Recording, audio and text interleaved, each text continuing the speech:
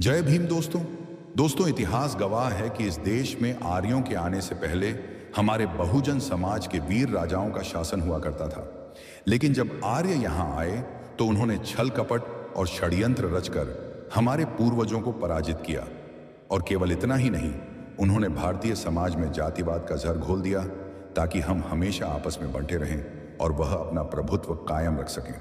हमारे असली इतिहास को दबाने के लिए उन्होंने झूठी कथाएं गढ़ियां, मनगढ़ंत त्योहार बनाए और बहुजन समाज को उन्हीं त्योहारों में उलझा कर रखा ताकि हम अपने गौरवशाली इतिहास को कभी जान ही ना पाएं। दोस्तों, लेकिन आज मैं उन सभी इतिहासकारों का आभार व्यक्त करता हूं जिन्होंने सच को दबाए जाने के बावजूद उसे जिंदा रखा। साथियों, इस वीडियो में हम नवरात्रि जैसे पर्व के पीछे छिपे सच को आपके सामने लाने जा रहे हैं और साथ ही सांसद चंद्रशेखर आजाद रावण के उस बयान को भी बताएंगे जिसने इस पाखंड का पर्दाफाश किया है।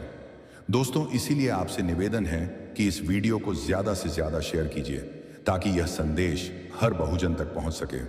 आर्यों के कथा कथित राजा इंद्र अपनी चालबाजियों से असुर राजाओं को मारकर अपना प्रभुत्व जमाना चाहता था। लेकिन असुर राजा इतनी आसानी से हार मानने वाले में नहीं थे।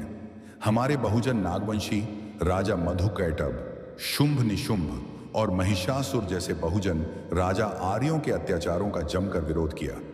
ब्राह्मण ग्रंथों में जिस विद्रोह को प्रलय कहा गया है, असल में वही हमारे पूर्वजों की स्वतंत्रता की लड़ाई थी।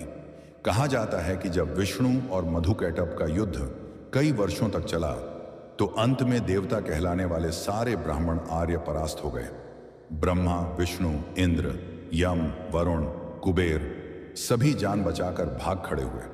कुछ तो जंगल पहाड़ों में छिप गए और कुछ असुर राजाओं की दास्ता स्वीकार करने पर मजबूर हुए। पराजय के बाद विष्णु ने सीधे युद्ध करने के बजाय छल का सहारा लिया। उसने अपनी पत्नी लक्ष्मी को कहा कि वह असुर राजाओं को अपने सौंदर्य और आकर्षण में फंसा ले। लक्ष्मी ने ऐसा ही किया।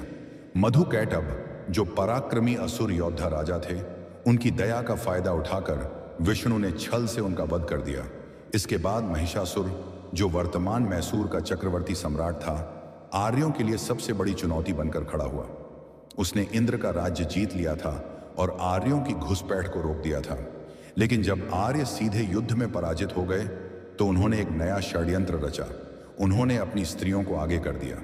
इन्हीं की कथाओं में लिखा है, जैसे शिव पुराण, देवी भागवत महापुराण जैसे ग्रंथों के मुताबिक असुरों के राजा दंभ का पुत्र था महिषासुर।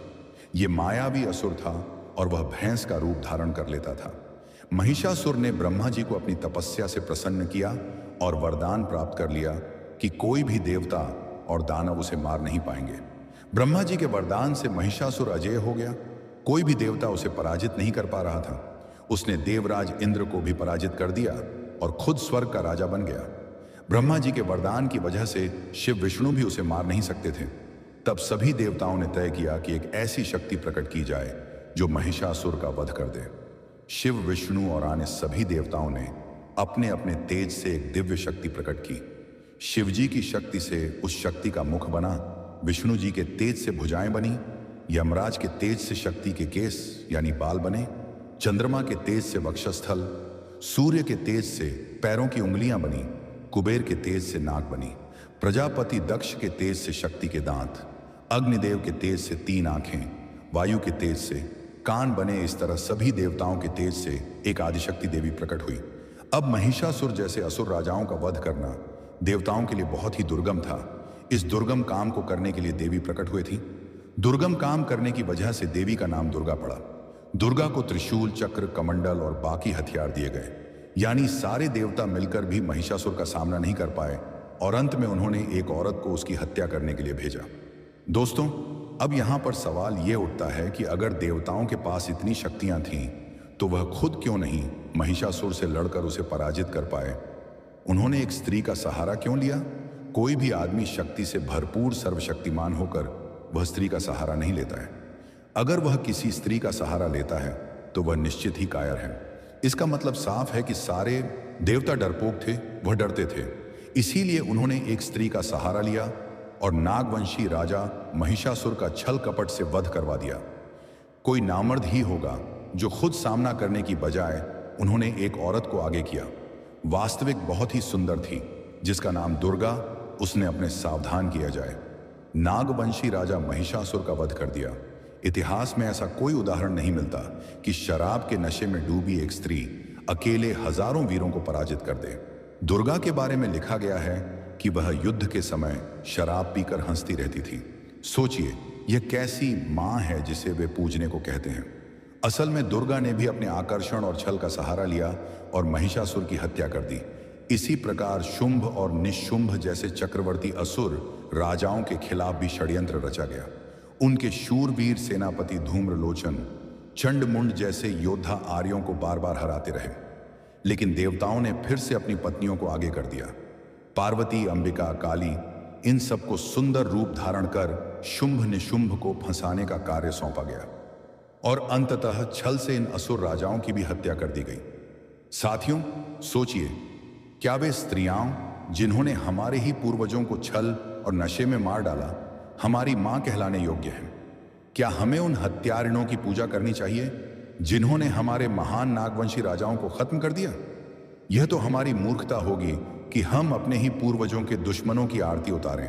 जब जब देवताओं की पत्नियों ने छल से असुर राजाओं की हत्या की, तब तब उन्होंने 9 दिनों का उत्सव मनाया। इसी उत्सव को नवरात्रि कहा जाने लगा। यानी नवरात्रि कोई आध्यात्मिक पर्व नहीं है, बल्कि बहुजन समाज के शूरवीरों की हत्या का जश्न है। बाबा साहेब भीमराव आंबेडकर ने साफ कहा था, हिंदू धर्म के देवी देवता दरअसल बहुजन समाज के हत्यारे हैं। तो हमें निर्णय करना होगा कि नवरात्रि जैसे त्योहारों में व्रत रखें या अपने पूर्वजों के बलिदान को याद करें।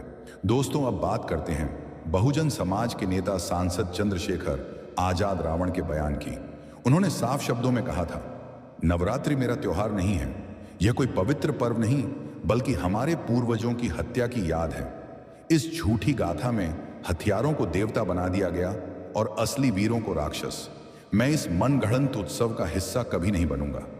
उनका यह बयान पूरे बहुजन समाज के लिए संदेश है कि हम अपने असली इतिहास को पहचानें और अपनी भावी पीढ़ी को झूठे पर्व त्योहारों में उलझने न दें।